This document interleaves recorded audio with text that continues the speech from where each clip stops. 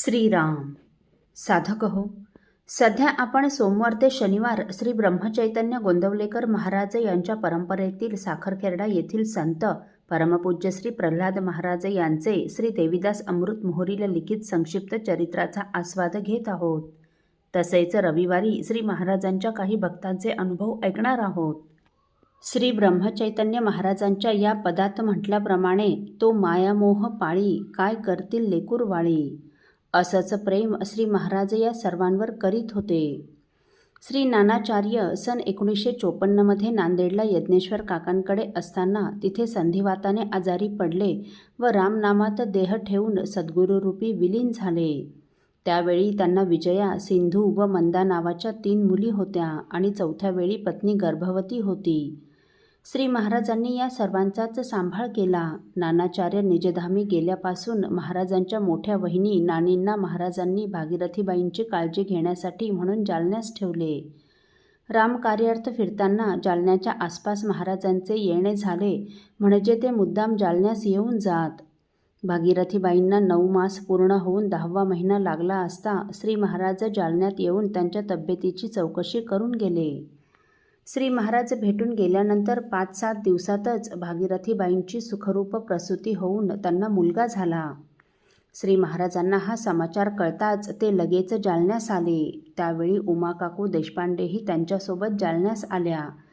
तिथे आल्यावर आपण येथे परत 9व्या दिवशी येत आहोत असं महाराजांच्या लक्षात आलं, तेव्हा त्यांनी राम मंदिरातच मुक्काम केला. आपल्यामुळे या नवजात शिशूला काही बाधा होऊ नये म्हणून त्यांनी त्या दिवशी बाळाचे मुखावलोकन केले नाही. त्यावेळी उमाकाकू म्हणाल्या, महाराज, बाळाला तुमची बाधा होईल का? परंतु तरीही दुसऱ्या दिवशी त्यांनी रामाचा काकडा व सर्व आह्निका आटोपल्यावर बाळाचं मुखावलोकन केलं. महाराज एवढे जपत होते त्याला. बाळाचं नाव काय ठेवावं अशी चर्चा चालू होती. तेव्हा कोणी आनंद सागर तर कोणी ब्रह्मानंद नाव ठेवावे असे सुचविले. तेव्हा नानी वहिनी महाराजांना म्हणाल्या, ते काही नको, इथे प्रत्यक्ष श्री ब्रह्मचैतन्य महाराजांनी स्थापलेले राम आहेत, तेव्हा याचं नाव रामदास असं ठेवा बरं. आणि वहिनींनी सुचवलेलं रामदास हेच नाव बाळाचं ठेवण्यात आलं. श्री महाराजांनी बालपणापासून त्याचे सर्व लाड पुरविले. तो अगदी लहान म्हणजे 4-4.5 वर्षांचा असताना एक दिवस काही क्षुल्लक कारणावरून भागीरथीबाईंनी म्हणजे त्याच्या आईने त्याला एक हलकेच थापड मारली. तेव्हा तो रुसून बसला व म्हणाला, आता मी तुझ्याशी बोलणार नाही व घरातही येणार नाही. पुढे म्हणाला, आता मी तुझं नाव प्रल्हाद तात्याला सांगणार आणि त्यांना तुला चांगलं रागवायला लावणार. असं म्हणून तो मंदिर कुंपणाच्या दाराजवळील एका दगडावर जाऊन बसला आणि श्री महाराजांच्या येण्याची एकसारखी वाट पाहू लागला. सायंकाळची 5-5:30 वाजताची वेळ होती. त्याच्या सर्व मोठ्या बहिणी श्री बाबाजी मेरेकर, रंगनाथपंत अंजनकर या सर्वांनी त्याची पुष्कळ समजूत घालण्याचा प्रयत्न केला, परंतु तो कोणाचेच ऐकेना आणि घरात येण्याचे नाव घेईना.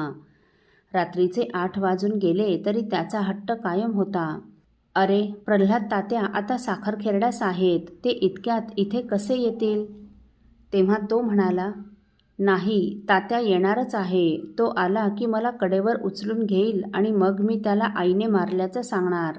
प्रल्हाद तात्या आल्याशिवाय मी घरात येणारच नाही. त्याची कशी समजूत घालावी कोणालाच काही कळत नव्हतं. आणि काय आश्चर्य, श्री महाराजांचा टांगा अचानक मंदिरासमोर आला.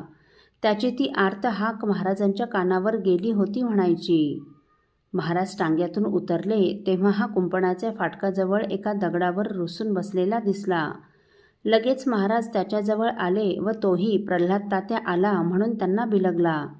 महाराजांनी त्याला कडेवर उचलून घेतले.